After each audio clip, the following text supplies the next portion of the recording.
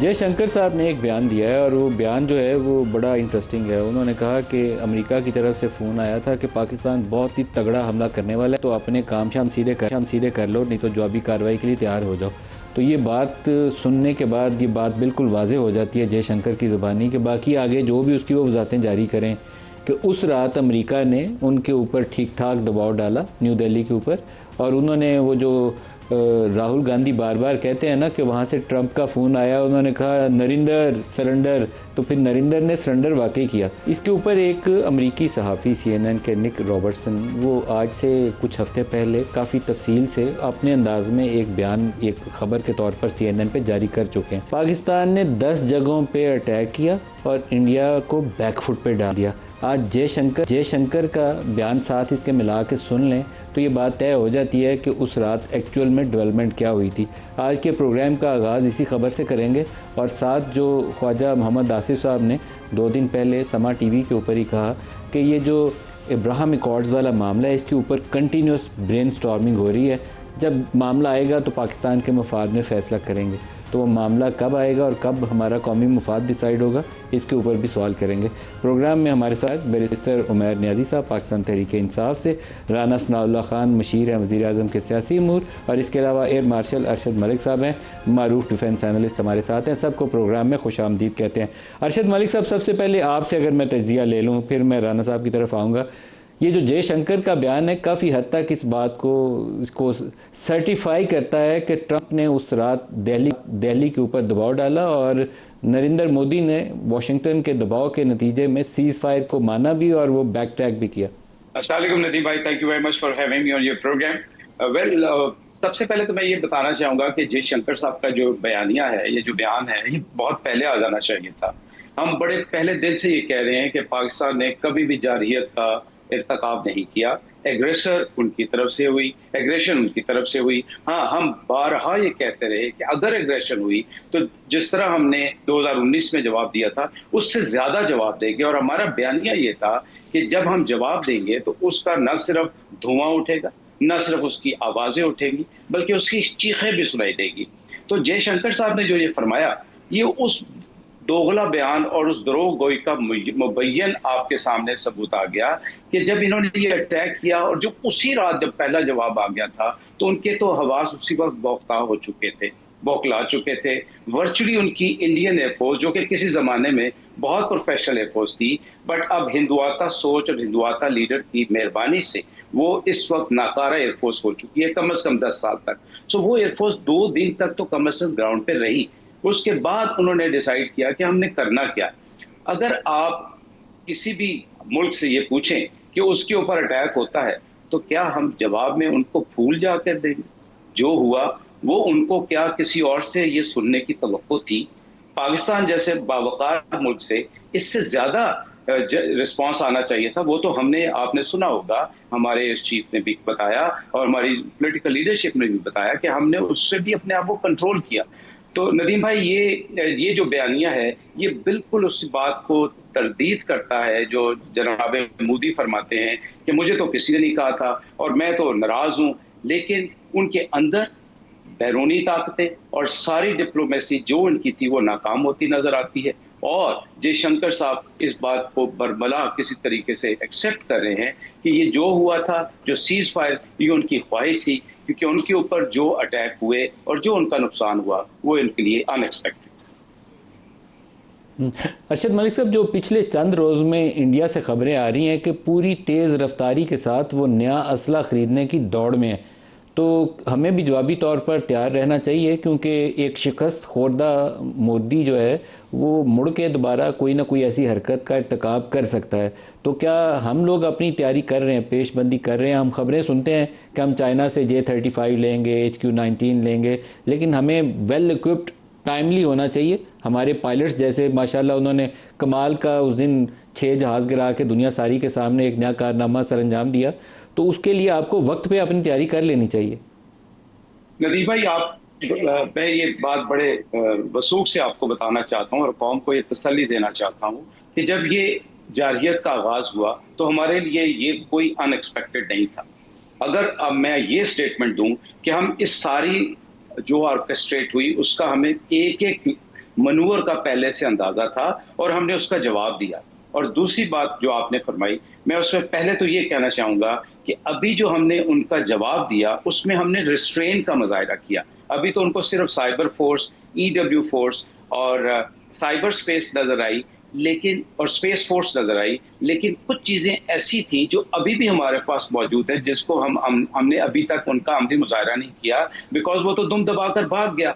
अब जो अगली बात आपने की है, आप खातिर जमा रखें, पाकिस्तान एयरफोर्स अल्हम्दुलिल्लाह रब्बिल आलमीन it is preparing itself since 2019।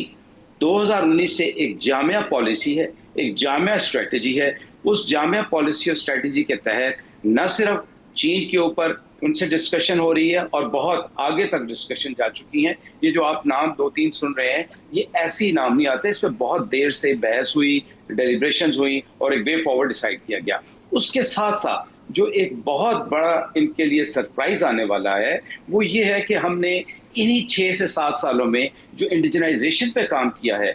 Nadeem भाई, मैं मेरा ख्याल अब वहीं तक रुकूंगा और ये बताना चाहूंगा कि हिंदुस्तान का कोई कोना, कोई चप्पा ऐसा नहीं है जहां तक इंशाअल्लाह अल्लाह ताला के फजल से और आप सल्लल्लाहु अलैहि वसल्लम की रहमत से हम उसको निशाना ना बना सके। हाँ, बाद में आपकी ये एक और इजाफा करना चाहूंगा कि हमें अपने बैलेंस ऑफ पावर के लिए सिर्फ चीन पे ये निसार नहीं करना चाहिए। अगर ट्रम्प हमारा इतना दोस्त बन रहा है और जैसे हम पंजाबी में कहते हैं ना सक्का बन, so we must approach America also, because जब तक आप खित्ते में बैलेंस ऑफ पावर नहीं लेके आएंगे तब तक ये खित्ता वोलेटाइल रहेगा और न्यूक्लियर पावर का वोलेटाइल होना किसी सॉर्ट में भी अमन के लिए सही नहीं। अरशद मलिक साहब, हमारे एयर चीफ इस वक्त अमेरिका में हैं, जैसे पहले आर्मी चीफ होकर आए हैं, और आपने दुरुस्त कहा कि वो जब कहते हैं आई लव पाकिस्तान तो बहुत से मेरे जहन में तो खदशात भी आते हैं। तो आई लव पाकिस्तान के लिए क्या एयर चीफ वहाँ से कुछ लेकर आएंगे? नदीम भाई, आपकी पहली बात से मैं बिल्कुल इत्तेफाक करता हूँ। वो क्या कहते हैं, बात तो सच है, बात है रसवाई की, कि वो दोस्त भी है हमारा और कई दफ़ा हमें दोस्ती में कुछ कर भी चुका है, साथ में बेड़े से कहानी शुरू होती है और बहुत आगे तक जाती है। लेकिन मेरा मानना ये है कि माजी को अपनी जगह रखना चाहिए। आज अल्लाह ताला ने आप पे जो मेहरबानी की, today you are a factor, आप लेवरेज कर सकते हैं। तो अगर आपके ऊपर ये लेवरेज हो रही है तो वो जो कहता है कि आई लव यू, उस लव को आपने इम्प्लीमेंट करना है। नदीम भाई, मैं यहाँ पे एक रेफरेंस देना चाहूंगा आपको कि अमेरिका के अंदर भी डीप स्टेट इफेक्ट करती है। आपको याद होगा को 3-4 दिन पहले एक इंटरकॉन्टिनेंटल बैलिस्टिक मिसाइल की इन्वेंशन का पाकिस्तान के ऊपर भी मुद्दा डाला गया।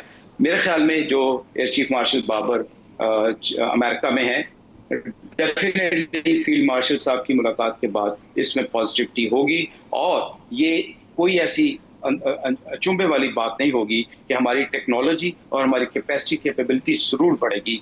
ये मैं इसलिए भी कह रहा हूँ, अगर आप फील्ड मार्शल साहब का बयान सुने तो उन्होंने कहा था कि चंद दिनों में दुनिया के लिए 2-3 सरप्राइजेस आएंगे, जिसमें हमारी पहली ख्वाहिश अमन, टेररिस्ट का खात्मा, इंडस वाटर ट्रीटी और चौथा हमारी कैपेबिलिटी और कैपेसिटी इन्हांसमेंट। तो मुझे अल्लाह से बड़ी उम्मीद है कि एयर चीफ और फील्ड मार्शल के दौरों के बाद जब हम इसके साथ डिप्लोमेटिक मनूवर भी करेंगे तो इंशाअल्लाह हमारे लिए खुश आइन खबरें आएंगी।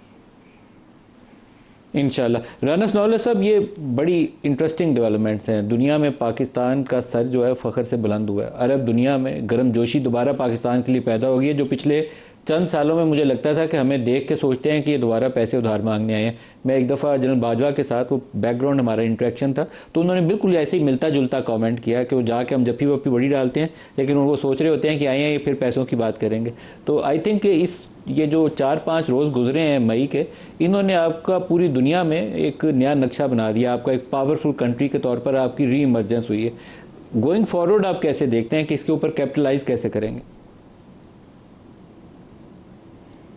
देखिए, इस पे कोई शक नहीं कि पिछले कोई एक दहाई से जो है वो इंडिया और ख़ास तौर पे मोदी साहब इस तरह बिहेव कर रहे थे कि जैसे वो इस खित्ते में जो है वो बिल्कुल चुतराहट है उनकी, और वो इस खित्ते को जो है वो डिक्टेट करेंगे, और वो एक इकनॉमिक पावर है और एक वो अपना जो है मिलिट्री पावर है, न्यूक्लियर स्टेट है।